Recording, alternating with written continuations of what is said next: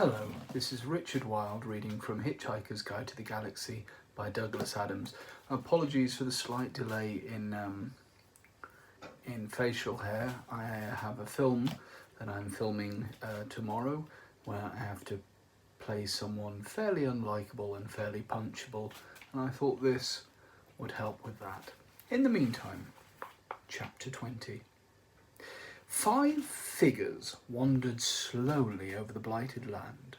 Bits of it were dullish grey, bits of it dullish brown, the rest of it rather less interesting to look at. It was like a dried out marsh, now barren of all vegetation and covered with a layer of dust about an inch thick. It was very cold. Zaphod was clearly rather depressed about it. He stalked off by himself and was soon lost to sight behind a slight rise in the ground.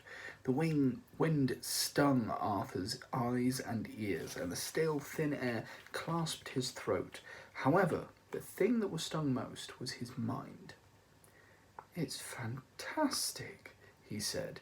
His own voice rattled in his ears. Sound carried badly in this thin atmosphere. "Desolate hole, if you ask me," said Ford. "I could have had more fun in a cat litter." He felt a mounting irritation. Of all the planets and all the star systems of all the galaxy, many wild and exotic, seething with life, didn't he just have to turn up at a dump like this after 15 years of being a castaway? Not even a hot dog stand in evidence. He stooped down and picked up a cold clod of earth, but there was nothing underneath it worth crossing thousands of light years to look at. "No," insisted Arthur. "Don't you understand? This is the first time I've actually stood on the surface of another planet, a whole alien world." "Pity it's such a dump, though." Trillian hugged herself, shivered and frowned. She could have sworn she saw a slight and unexpected movement out of the corner of her eye. But when she glanced in that direction, all she could see was the ship, still and silent 100 yards or so behind them. She was relieved when, a second or so later, they caught sight of Zaphod standing on top of the ridge of ground and waving to them to come and join him. He seemed to be excited, but they couldn't clearly hear what he was saying because of the thinnish atmosphere and the wind. As they approached the ridge of higher ground, they became aware that it seemed to be circular, a crater about 150 yards wide. Round the outside of the crater, the sloping ground was spattered with black and red lumps. They stopped and looked at a piece. It was wet. It was rubbery. With horror, he suddenly realised that it was fresh whale meat. At the top of the crater's lip, they met Zaphod. "Look," he said, pointing into the crater. In the centre lay the exploded carcass of a lonely sperm whale that hadn't lived long enough to be disappointed with its lot. The silence was only disturbed by the slight involuntary spasms of Trillian's throat. "Well, I suppose there's no point in trying to bury it," murmured Arthur, and then he wished he hadn't. "Come," said Zaphod, and stared back down into the crater. "What, down there?" said Trillian with severe distaste. "Yeah," said Zaphod. "Come on. I've got something to show you." "We can see it," said Trillian. "Not that," said Zaphod. "Something else. Come on." They all hesitated. "Come on," insisted Zaphod. "I found a way in." "In?" said Arthur in horror. "Into the interior of the planet, an underground passage. The force of the whale's impact cracked it open, and that's where we have to go, where no man has trod these 5 million years into the very depths of time itself." Marvin started his ironical humming again. Zaphod hit him and he shut up. With little shudders of disgust, they all followed Zaphod down the incline into the crater, trying very hard to avoid looking at its unfortunate creator. "Life," said Marvin dolefully. Loathe it or ignore it. You can't like it. The ground had caved in where the whale had hit it, revealing a network of galleries and passages, now largely obstructed by collapsed rubble and entrails. Zaphod had made a start clearing a way into one of them, but Marvin was able to do it rather faster. Dank air wafted out of its dark recesses, and as Zaphod shone a torch into it, little was visible in the dusty gloom. According to the legends, he said, the Magrathians lived most of their lives underground. Why is that? Said Arthur. Did the surface become too polluted or overpopulated? No, I don't think so, said Zaphod. I think they just didn't like it very much. Are you sure you know what you're doing? Said Trillian, peering nervously into the darkness. We've been attacked once already, you know. Look, kid, I promise you the live population of this planet is nil plus the 4 of us, so come on, let's get on in there. Hey, Earthman. Arthur, said Arthur. Yeah, could you sort of keep this robot with you and guard this end of the passageway, okay? Guard? Said Arthur. What from? You just said there's no one here. Yeah, well, just for safety, okay? Said Zaphod. Whose? Yours or mine? Good lad. Okay, there we go. Zaphod scrambled down into the passage, followed by Trillian and Ford. Well, I hope you all have a really miserable time, complained Arthur. Don't worry, Marvin assured him. They will. In a few seconds they had disappeared from view. Arthur stamped around in a huff and then decided that a whale's graveyard is not, on the whole, a good place to stamp around in. Marvin eyed him balefully for a moment and then turned himself off. Zaphod marched quickly down the passageway, nervous as hell, but trying to hide it by striding purposefully. He flung the torch beam round. The walls were covered in dark tiles and were cold to the touch, the air thick with decay. There, what did I tell you? He said. An inhabited planet, Magrathea. And he strode on through the dirt and debris that littered the tile floors. Trillian was reminded unavoidably of the London Underground, though it was less thoroughly squalid.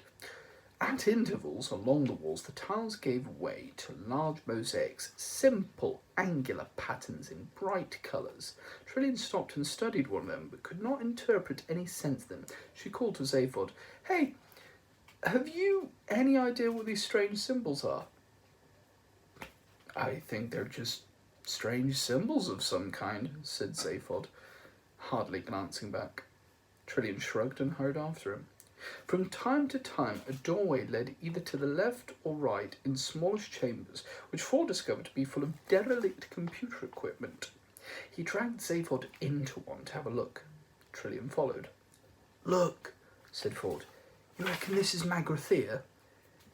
Yeah, said Zaphod. And we heard the voice, right?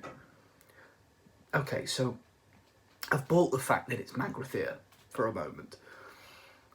What you have so far said nothing about is how in the galaxy you found it. You didn't just look it up in a star atlas, that's for sure.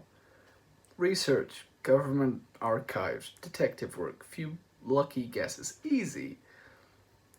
And then you stole the heart of gold to come and look for it with. I stole it to look for a lot of things. A lot of things, said Ford in surprise. Like what? I don't know. What? I don't know what I'm looking for. Why not? Because I think it might be because if I knew, I wouldn't be able to look for them. What, are you crazy? It's a possibility I haven't ruled out yet, said Zaphod quietly. I only know as much about myself as my mind can work out under its current conditions, and its current conditions are not good. For a long time, nobody said anything, as Ford gazed at Zaphod with a mind suddenly full of worry. Listen, old friend, if you want to, started Ford eventually. No, wait, I'll tell you something, said Zaphod. I freewheel a lot. I get an idea to do something, and hey, why not? I do it. I reckon I'll become president of the galaxy, and it just happens, okay? It's easy. I decide to steal this ship, I decide to look for Magrathea, and it all just happens. Yeah, I work out how it can best be done, right? But it always works out. It's like having a galactic credit card which keeps on working though you never send off the checks. And then whenever I stop and think, why did I want to do something? How did I just work out how to do it? I get a very strong desire to just stop thinking about it, like I have now. It's a big effort to talk about it. Zaphod paused for a while.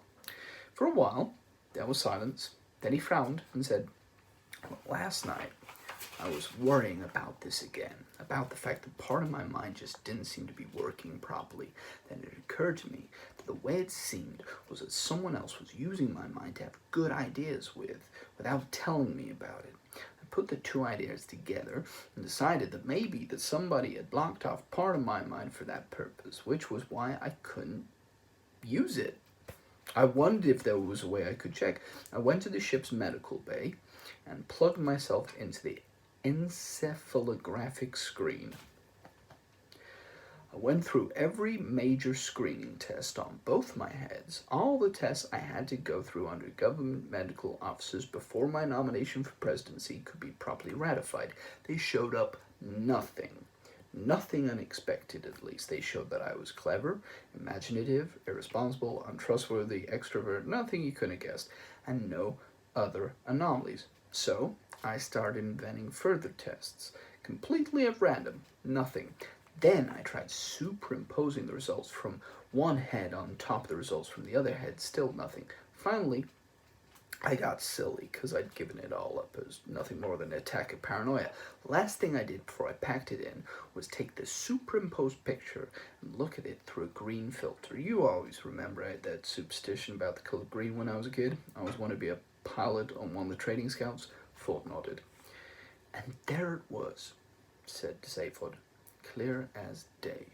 A whole section in the middle of both brains that related only to each other and not to anything else around them. Some bastard had cauterized all the synapses and electronically traumatized those two lumps of cerebellum.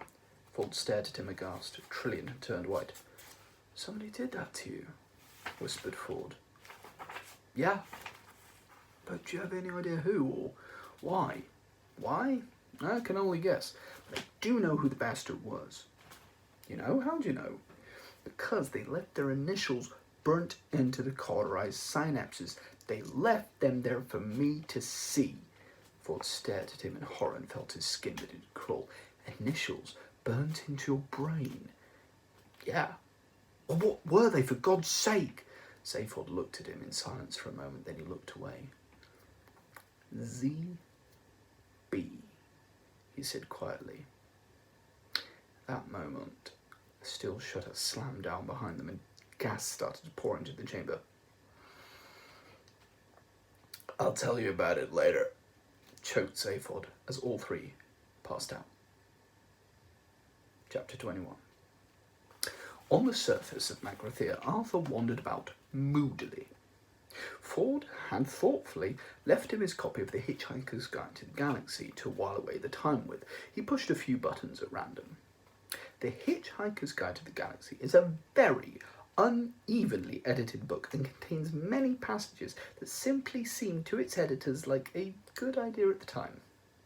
One of these, the one Arthur now came across, supposedly relates the experiences of one Vít Vujović, a quiet young student at the University of Meximegalon who pursued a brilliant academic career studying ancient philology, transformational ethics, and the wave of harmonic theory of historical perception, and then, after a night of drinking pan-galactic gargle blasters with Zaphod Beeblebrox, became increasingly obsessed with the problem of what had happened to all the biros he bought over the past few years.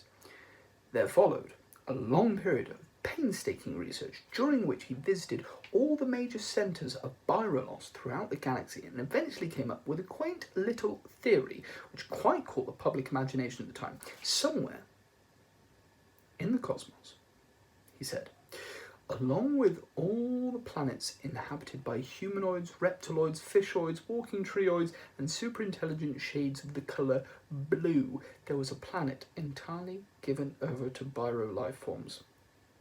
And it was to this planet that unattended Biros would make their way, slipping away quietly through wormholes in space to a world where they knew it could enjoy a uniquely Biroid lifestyle, responding to highly Biro-orientated stimuli and generally leading the Biro equivalent of the good life. And as theories go, this was already fine and pleasant until Vujgig suddenly claimed to have found this planet and to have worked there for a while, driving a limousine for a family of cheap green retractables, whereupon he was taken away, locked up, wrote a book, and was finally sent into tax exile, which is the usual fate reserved for those who are determined to make a fool of themselves in public. When one day an expedition was sent to the spatial coordinates that Vujgig had claimed for this planet, they discovered only a small asteroid inhabited by a solitary old man who claimed repeatedly that nothing was true, though he was later discovered to be lying. There did, however, remain the question of both the mysterious 60,000 Altarian dollars paid yearly into his Sivogan bank account and, of course, Zaphod Beeblebrox's highly profitable second-hand Biro business. Arthur read this and put the book down. The robot still sat there, completely inert. Arthur got up and walked to the top of the crater. He walked around the crater. He watched two suns set magnificently over Magrathir. He went back down into the crater. He woke the robot up, because even a manically depressed robot is better to talk to than nobody. "Night's falling," he said. "Look, robot, the stars are coming out." From the heart of a dark nebula, it is possible to see very few stars, and only very faintly, but they were there to be seen. The robot obediently looked at them, then looked back. "I know," he said. "Wretched, isn't it?" "But that sunset, I've never seen anything like it in my wildest dreams. The two suns! It was like mountains of fire boiling into space." "I've seen it," said Marvin. "It's rubbish." "We only ever had the one sun at home," persevered Arthur. "I came from a planet called Earth, you know." "I know," said Marvin. "You keep going on about it. It sounds awful." "Oh, no, it was a beautiful place." "Did it have oceans?" "Oh, yes," said Arthur with a sigh. "Great, wide, rolling blue oceans." "Can't bear oceans," said Marvin. "Tell me," inquired Arthur, "do you get on well with other robots?" "Hate them," said Marvin. "Where are you going?" Arthur couldn't bear any more. He had got up again. "I think I'll just take another walk," he said. "Don't blame you," said Marvin, and counted 597,000 million sheep before falling asleep again a second later. Arthur slapped his arms about himself to try and get his circulation a little more enthusiastic about his job. He trudged back up to the wall of the crater. Because the atmosphere was so thin, because there was no moon, nightfall was very rapid, and it was by now very dark. Because of this, Arthur practically walked into the old man before he noticed him. Don't panic.